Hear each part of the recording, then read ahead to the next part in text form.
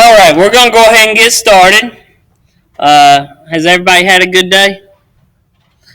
Hopefully you've learned something somewhere through the day, whether it's here, there, yonder, or wherever. So, all right, so this is Google Spreadsheet Formulas. Okay? Google Spreadsheet. I tend to get started a little bit early, so Google Spreadsheets and Formulas, we're going to go through, take a look at several different types of things with it. I am recording today's session, so you can go back and watch it again later if you want to. So if there's something that you missed, something that you want to see, whatever the case is. There are Chromebooks if you want to check one out and use it today. Take advantage of it, use it, and we're going to go through, see some different types of things, and go from there. All right, so the goo.gl link up on the board will get you access to the presentation as well as the recording after we're done. I'll have those hopefully posted just as soon as we're done. I'm going to try to get them uploaded to YouTube before I leave, and then you'll be able to access them on that website after this afternoon. So you guys are a Google Apps for Education school district. You're using Google Apps for your email. You're able to use documents. You're able to use the spreadsheets. You're able to use it for a lot of different types of things. You guys are one of 85 school districts in North Carolina that are using Google Email. Now, that's 85 out of 115 school districts. So, and it's still more and more that are coming online with using Google. Now, using Google Docs, there's a lot more of them that are using Google Docs and not necessarily taking advantage of all the other things that you can do.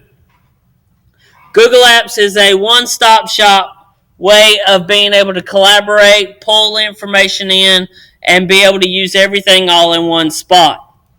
Now, for today, you've got access to the document. That goo.gl 5A6VDT will take you to the document that you can see what we're doing. As well, you'll have access to it afterwards as well. So once you get back to your classroom, you want to watch the video again, whatever, you will still have access to that document.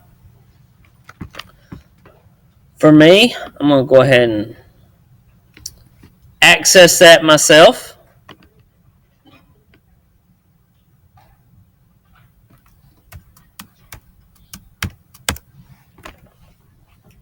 So how many of you use Google Spreadsheets?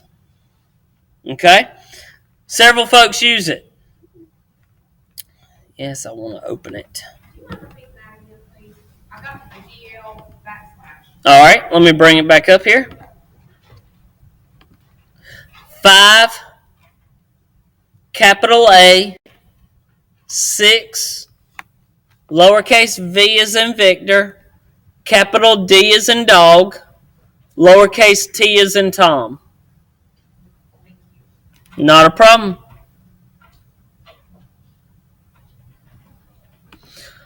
All right. Where did mine go?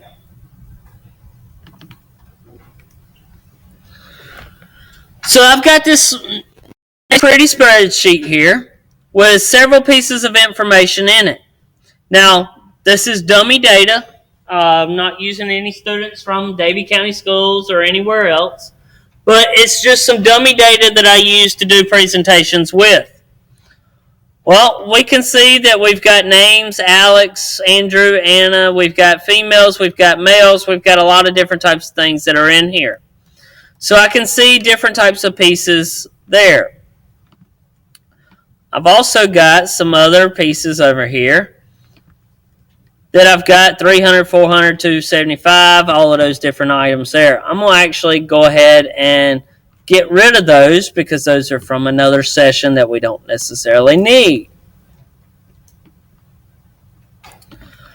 All right, so we go in and we want to do formulas.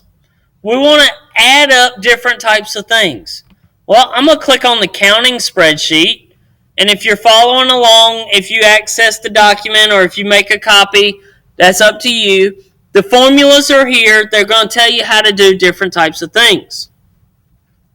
Well, if you've ever done a spreadsheet formula, you know that you can have a 4, a 3, a 2, a 9, whatever.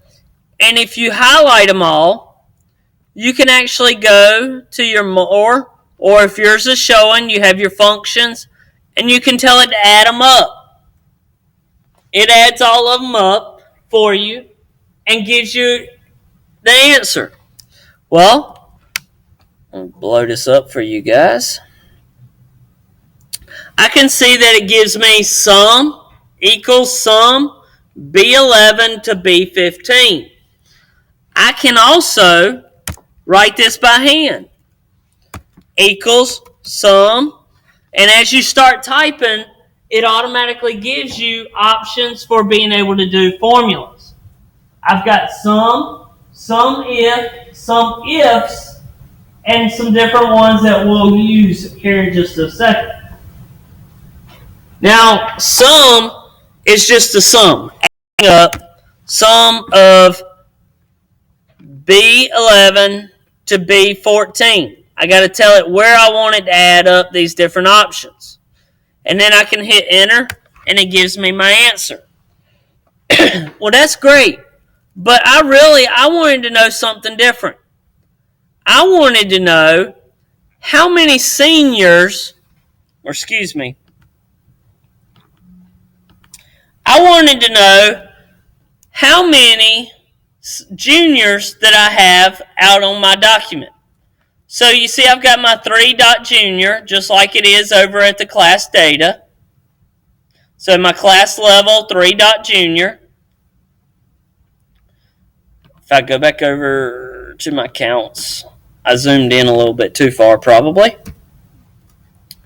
I could go over to my counts and I can tell it I want to count if class data exclamation C:C if it equals D6. Now let me explain a couple of things. The formula that we're using is count if. I'm telling it I want you to count the number of times that you find class data C in the C to C column, where everywhere that it finds what's in D6. Now, how many of you said you've used spreadsheets? Okay? We like spreadsheets because it gives us numbers. It allows us to be able to see data on multiple tabs. We can also do mathematical functions across multiple tabs.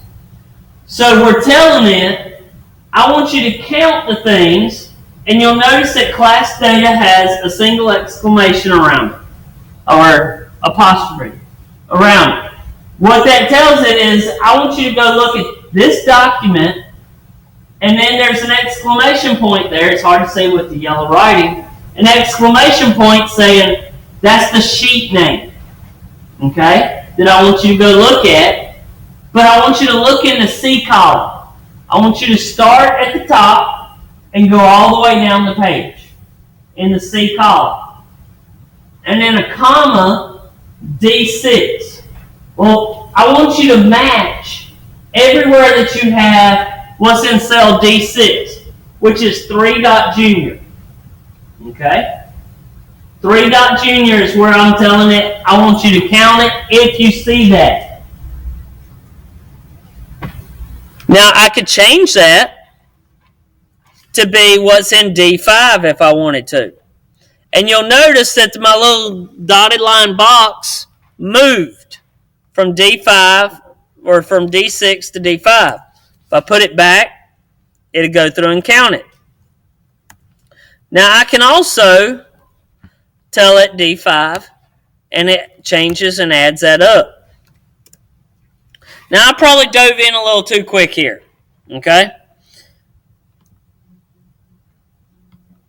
I need to go back and explain some other little formulas that we can look at, okay? So I'm going to go back over here to my class data. I'm going to have to zoom out a little bit. I'm going to add 3 columns over on the right. Well, I can do mathematical functions on the first spreadsheet, or I can go over to other spreadsheets. I'm going to start right here. I want to say, give me all the unique options. A mathematical function formula always starts with an equal sign. So equals. I want you to tell me the different levels of classes, freshmen, sophomore, junior, seniors, that we have on our document. So I'm telling it I want an equals unique. Unique tells me I want you to find just the unique values for something. Unique. And then I want you to get it from this class level thing right here. So from C to C. I clicked on the C up here and it automatically told the entire column. I could tell it that I wanted to be from C2 to C5 or 6, and you see it draw a box around just those options. Well, I don't know that it's going to get everything. So I can go back and tell it I want to go from C to C. I can close my parentheses, or I can leave them open and hit enter, and it automatically brings those options to me. Now I can also tell it, okay, well that's great, but maybe I didn't necessarily want that row. I wanted it to be E. And then it brings me over all the uniques that it finds there. Now what it brings back is the first one that it finds is major, the second one is physics, the third one is art, fourth one English, and then somewhere down the line it finds math. But it skips over all of those that it already sees that it has, so it only brings you back to unique items. That's great. Well, we can also tell it we want to count these different types of things. So I can say count. I want to do a count if E to E,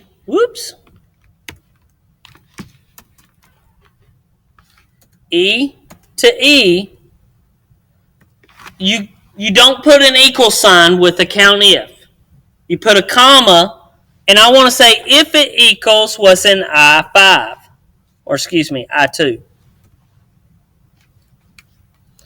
And then it will go through and count every time that the word physics is mentioned in the E column. You'll notice we ran that formula, and it goes right through and adds it up. Now I can also drag this formula down. Now when I drag it down, you notice that it automatically adjusts my I column to be what's over here. It says, oh, okay, I see what you meant. You wanted E to E, and you want me to match it up to what's in I5 now. And it does that for us. Now, we can also take it a step further, looking at it like we did a minute ago. I want to tell it I want it to look at the class data worksheet, the E column, and then I want you to match what's in I5.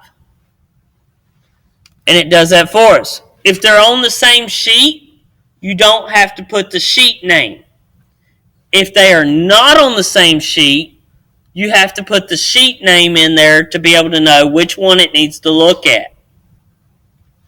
You can have 100, 200 sheets on your document and tell it which one you want it to look at for the data. Yes, sir?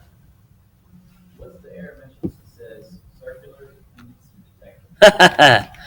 Circular dependency detected means that it's found it, and it's trying to do the exact same mathematical function all within the same document. Are you seeing that on this one? No, Okay. It's my own. I was just trying to apply what you did instead of using my count in. Okay.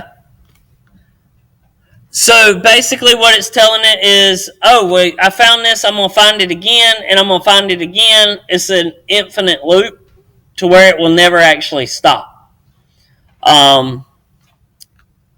With it, my guess is maybe you got E5 in there. If you're doing this function right here, if it was a E to E and you're telling it to match what's in E5, well, I didn't get it. You may have gotten that or somewhere along those lines. Was it a COUNTIF function that you were using?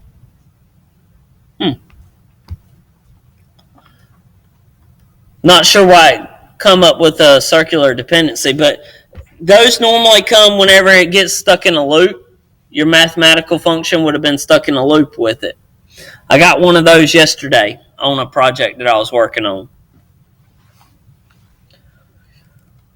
All right, so we've got those in there. So it gives us a little understanding about how we can pull data from a different sheet. Okay? So if I go back over to my counting, you'll notice that I've got that unique option there that's telling it for my majors, I want you to pull a unique class data, exclamation point, E to E, and it's pulling those down for me. Over on my class level, I'm doing the exact same thing. Now, you can also go over here and see that I'm doing a count if here, right here on the sophomore, class data C:C equals what's in D5. That's fine. Same thing in D6. Now, you'll notice here I'm doing something a little different. How easy is that for you guys to see? Let me blow it up. So here I'm doing something a little bit different. I'm telling it, I want you to do a count if, and the class data C to C, you see the word man.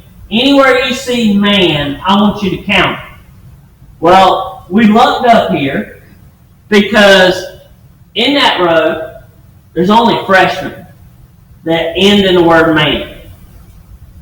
We put in there quotes, star, man, star. Anywhere that you find the word man, I want you to count it. Now we could change that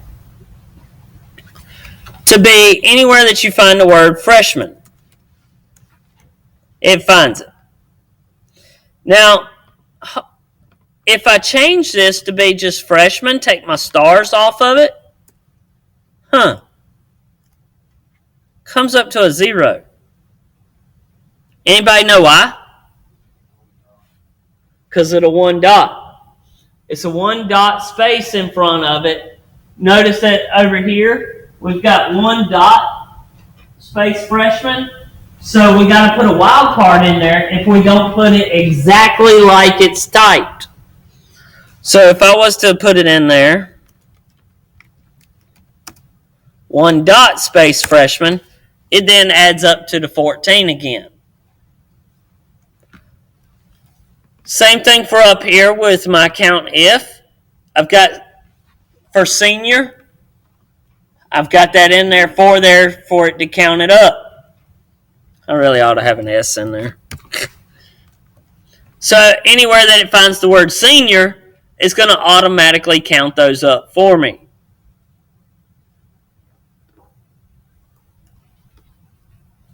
Make sense? Now these are each individual.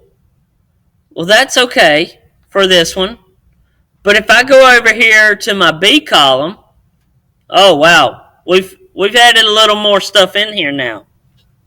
So what we've done is we've told it, now I want you, anytime you bring this data over, I want you to match it up. So we've done what's called an array formula. An array formula tells data to go down the page doing the mathematical functions like I tell you to. Now if I go down one, hey, wait a minute, there's no mathematical function here. How is it getting those numbers? And I can delete it and it comes right back. The reason that happens is because I've told it to be an array formula. Now here, I'm actually going to take a couple of these brackets off because we don't need them. If I told this array formula to go away, all it's going to do is the first one. Then I could drag it down the page and it would work. But I want it to go ahead and go down the page without me dragging it. So what I can do is put array formula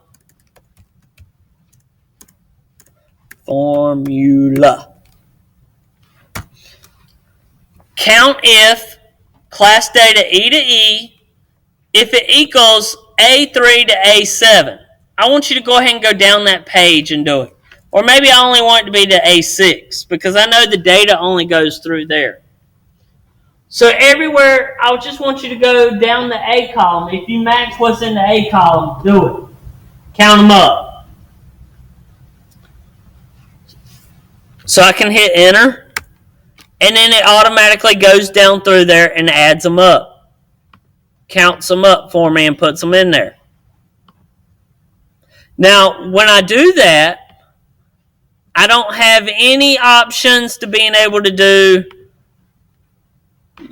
my wildcards. Can't do any wildcards when you go down that way with an array formula. Okay? Just something to be aware of.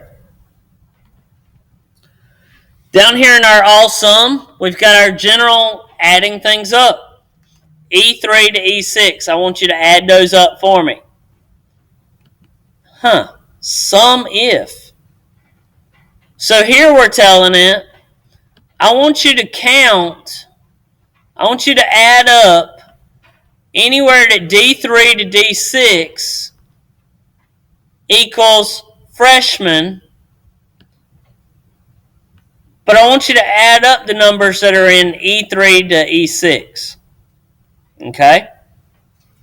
So what it does is this goes down my page, finds everywhere in D3 to D6 in that column that it finds the word freshman. It says, I want you to add up that number that's in the E column. So it's going to add up all those numbers. Now, if I modify this little puzzle a little bit to skew my numbers, I'm going to go right here and I'm going to put 1 dot freshman 22. Make it go E7. That way it'll get one more. Gotta make it go D7 too. Now it finds 26 freshmen, or 36 freshmen, because it's counting up all the way down and it's adding those up anywhere that it finds multiples. 22 plus 14 is 36. So we got that in there for us.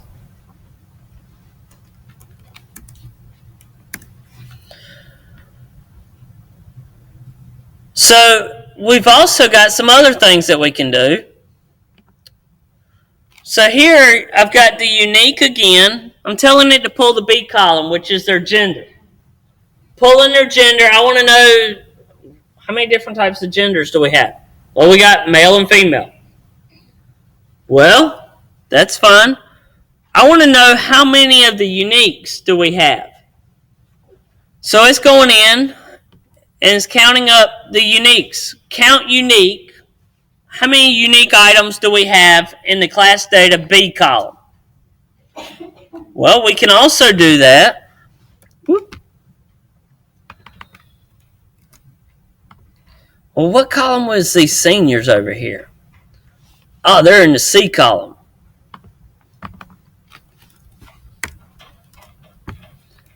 So I want to do C then. I want to see how many different class levels we have. It pulls up, we have 4. Freshman, sophomore, junior, senior. Okay? We've got that in there and it's got us that data. Well, why didn't you have it go from C to C? Anybody? I didn't have it go from C to C because C1 is a header row. And we didn't want to count the header row because if we did, it would look like we had 5 classes at our high school instead of 4.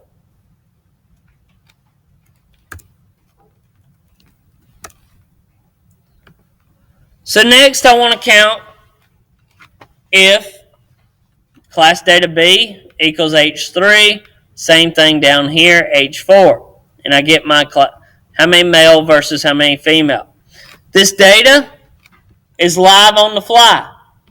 So if I go back over to my class data, and we just go over here. I know it's not spelled right, but we're going to change Carrie from a female to a male. And we'll just leave it like that because we were at 16 and 16. Now if we go to our counting, we see that we got 15 and 17. So our counts are dynamic. They automatically move for us. Okay? We also can do some other different types of things. Well, you notice here I've got John Smith, Mary Alice, Joe Smo. I've got a little formula here of equals L1 and quotes, space, quotes, and M1. Boy, those yellows are hard to see. So what I'm doing here is I'm telling it, how many of you have ever heard of concatenate? Put two things together. In Excel, you use equals whatever, concatenate whatever. Or concatenate and then you put two things inside of a cell and it adds them together. The AND symbol does the exact same thing. It's telling it I want you to take these two things, put them together inside of a cell. So I've got AND L1 or equals L1 and parentheses or quotes space because I want to put a space in between them, quotes, and then the AND symbol in the M1. Now with that, when I hit enter, it gives me John Smith, as you see. Next one down is Mary Alice and Joe Schmo. Puts them in the way that they're supposed to be. Concatenates them together. The next one is O. We can split it apart. Equals split. I want you to split the N column, N1, anywhere that you see a space, I want you to split it. And you see, it's split apart, John Smith. Now, if we were to go over here and put Mary Alice as Mary Alice Smith and hit enter, notice that our N puts her together because it doesn't realize, hey, it doesn't care if there's another space or anything in it. It adds them all together. But when we go over to the next cell, we see Mary Alice, and then we got Smith over there by itself again. Well, because it's splitting it based upon the fact you told it to split on a space. It found two spaces, so it split it twice. Okay? Now I'm going to shoot from my head here and see if I can remember something. So if I put a 1, I'm hoping it's only going to do it on the first occurrence. Oh, darn. Oh, I can't remember what that is. All right, good time to show you. You can't remember how a formula works. So how do we find out how something works? Well, we can go up here to the more, go to our functions, and we can go to more functions. Now, if we go there, or if we go up to tools, where are you at? Or insert function more, we can get actually go to the website that has all of the Google functions or formulas that Google recognizes. There are way more than any of us probably know how to use. Collectively, all of us together. So just for instance, this one, I want to look up split then. I can start typing in split,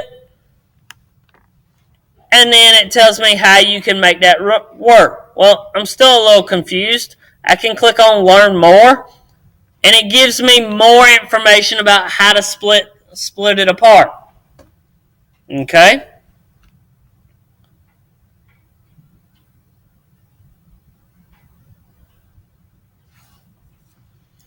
So we see here the character or characters to use in the split. Got E everywhere that it's got. Set split by each to false to turn off this behavior. Okay, so that's where I messed up. Where I stuck a 1, I really should have put comma false. Now I hit enter, and it still did.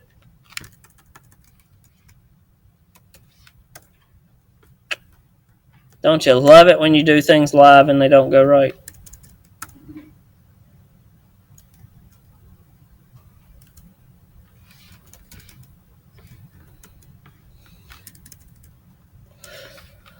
So, I'm not going to spend a whole lot of time here because I want to go back and do some other stuff with you. But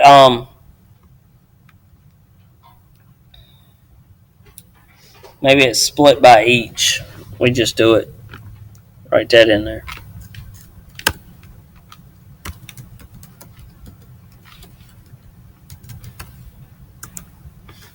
Oh, that wasn't it. Well, I'll get that to you and put it in today's showcase notes. Oh, it's underscore. I can't let it beat me.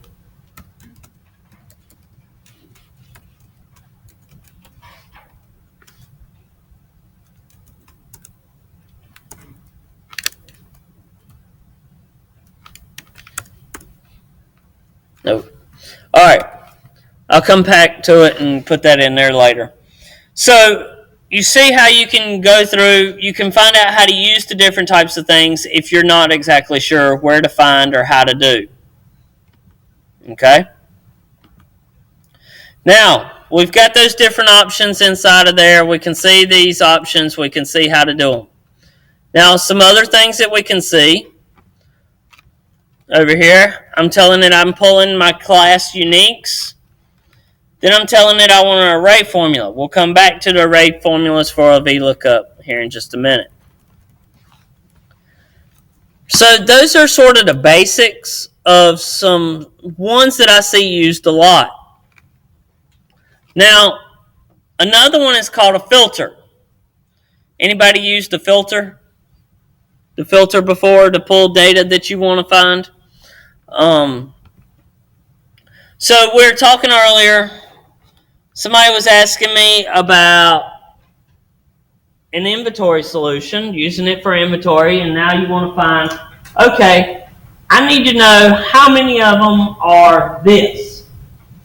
Well, what you can do is, or I need to see all of the things that are a certain thing. So here I'm telling it equals filter.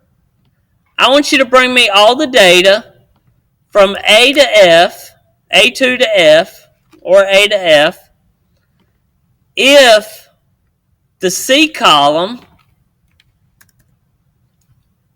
equals, I'm going to put in 2.sophomore. If it's sophomore, I want you to bring it in. Actually, I'm going to change this to freshman so that you guys can see it go live.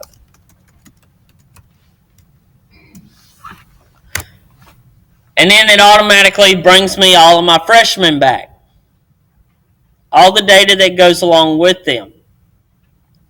The A to F simply tells me how many rows of data do you want me to bring, or how many columns do you want me to bring. If I only wanted the first 2 columns, I could tell it just to bring those. Or if I wanted to tell it, hey, I really need all the way over to F, bring all of those over for me. And it brings all of those columns over in that manner. Maybe I didn't want the C column for the freshmen. I just want to know the ones that are located in North Carolina. So in D column, if it has NC listed, I want you to bring me back those students. Oh, there's only 2 students from North Carolina. One's an English major and one's a physics major. We've got that data. We can see it. We can bring it over and be able to access those different types of pieces. Now, the piece that I had in here earlier was if it equaled what's in C2 or C1. If it equals what's up there, I want you to bring it back. The reason that we do that one, can't do the D column, got to do C, is if we were to change this is what's called a validation, to where I'm telling it to pull whatever's in that column. I want you to pull it from class data C column. It's pulling what's in the C column over and giving me that data in a drop down. So I can actually click on here now. I can say, bring me all the seniors. Or maybe bring me all the sophomores. And bring them all up independently, one shot. You can also get creative with a filter. I want to see all of them that is like that, plus I want to see class data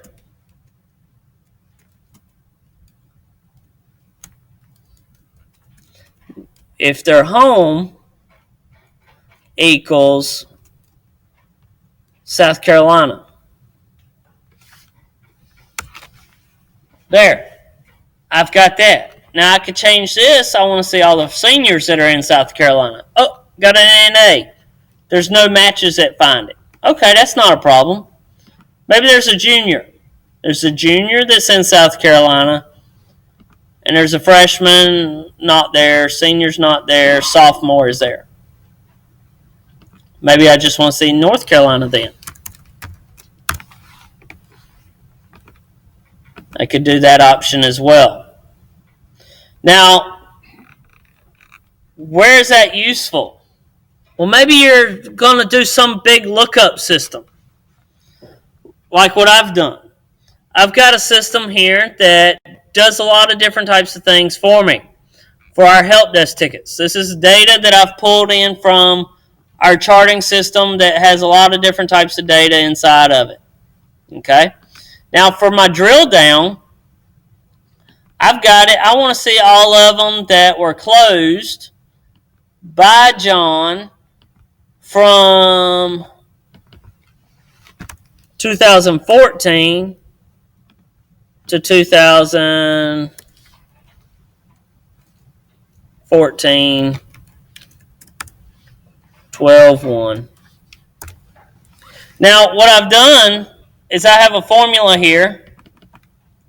It's a little bit longer. Then I'm telling it to search dates and do some other types of things with it. But it's going through, it's looking at all of those different options that I've told it to look at. So it's going and says, okay, you want to find the date closed, you want the person, you want the project. Oh, the status, but you left that blank, so I'm not going to worry about it. I'm going to pull every status in. And then it says for the start date and the end date, it looks at those pieces. This formula goes right along and does all of those different types of things for me. They can be real small, adding up 1, 2, 5, 10, or they can be complex to pull a lot of different types of data, a lot of different types of ways. I use the small ones and the large ones to do different types of things all the time. Maybe I want to see, for my group, I want to see how many we did and build these nice pretty pie graphs. Print out reports, turn over reports to different people of how many things that we did during a certain time period. Or we need to find out how many are pending or how many we're waiting on somebody, how many are closed, whatever the case may be, that I can see those different options. Okay? Projects your students are working on. How far along are you in your project? Let's take a look. Are you 30% of the way done or what? So you can see different types of ways to use them. Questions. It's just like mind-blowing, right? So I got one other thing that I want to show you. Okay? So how many of you are familiar with what's called a pivot table? Anybody? Testing folks and administrators love pivot tables. Because, yeah, you can do all those fancy formulas, but I could just build a table and it shows me how to do it. The question I always ask is, how long does it take you to do a pivot table in Microsoft Office?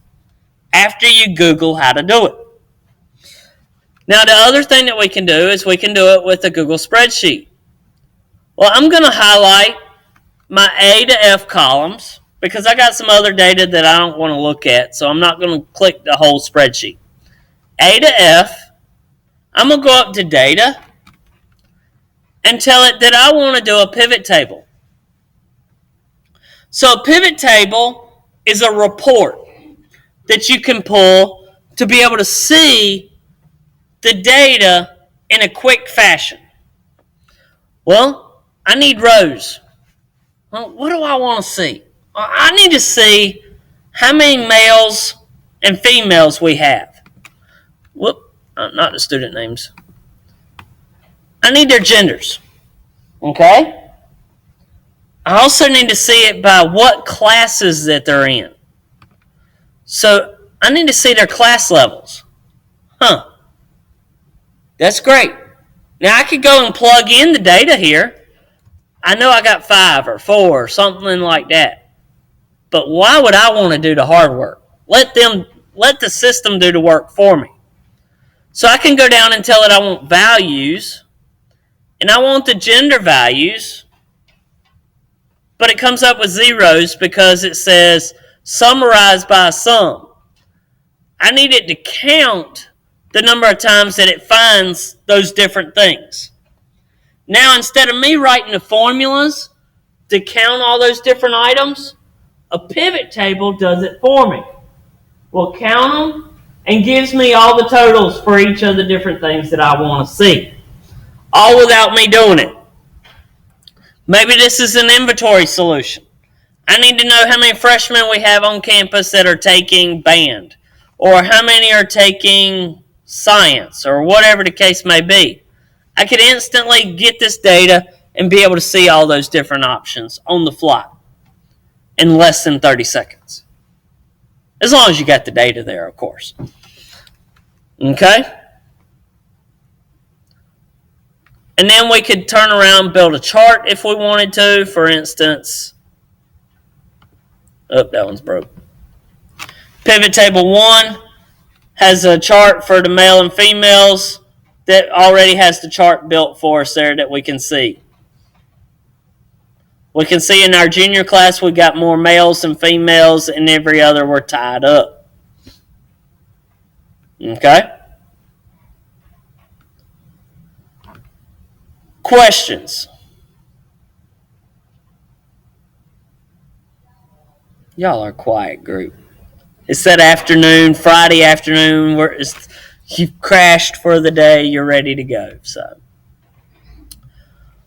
all right. Well, if there's not any other questions, my contact information's up on the board. You guys have been great. Make sure you get your stickers, and I'll be around for a few minutes if anybody else has any questions.